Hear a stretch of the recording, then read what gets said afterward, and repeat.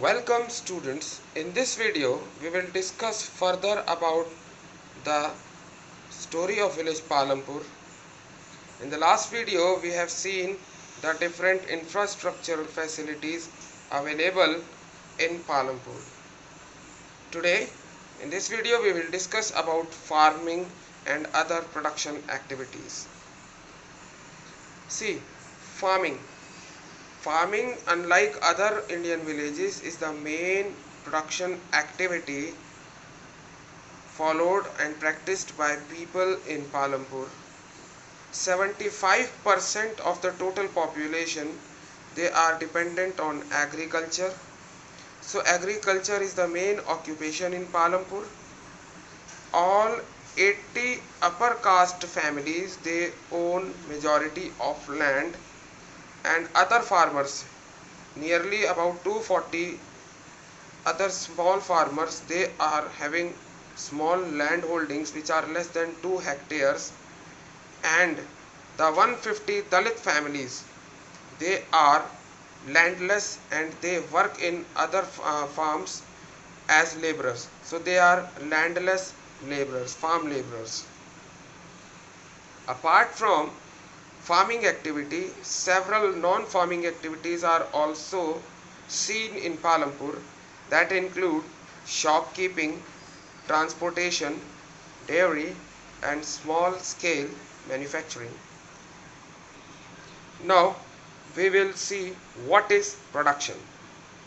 We require a large number of goods and services in our daily life, like the mobile phones, the soaps, the hair oil, even the cooking oil, and various services like the services of a bank accountant, the services of transport. All these goods and services, they are a result of the process which is very vital in economics, that is production. So what is production?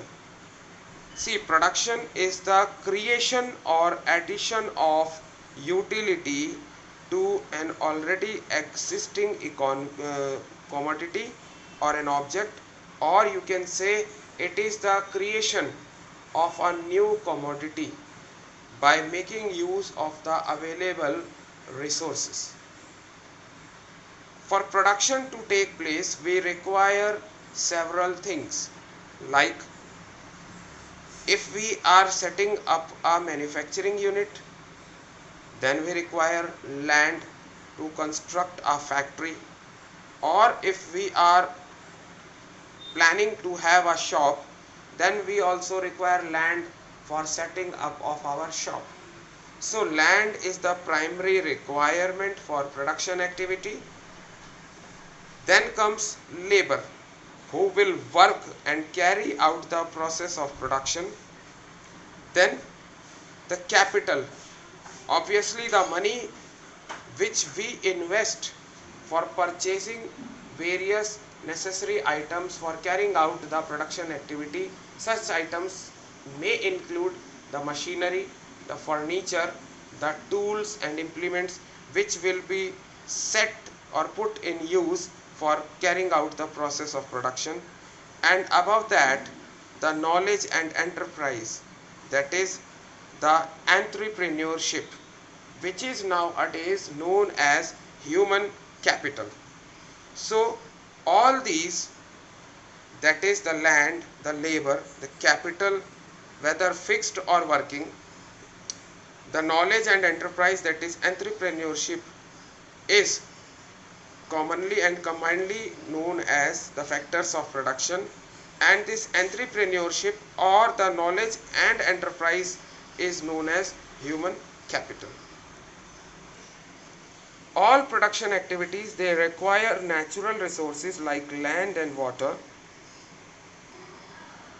and the man-made resources which include the raw material, human effort and intelligence, and of course money in the form of capital.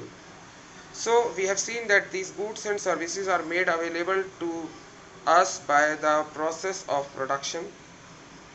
The money which is required for carrying out the production process is the capital which will be invested by the owner or the businessman.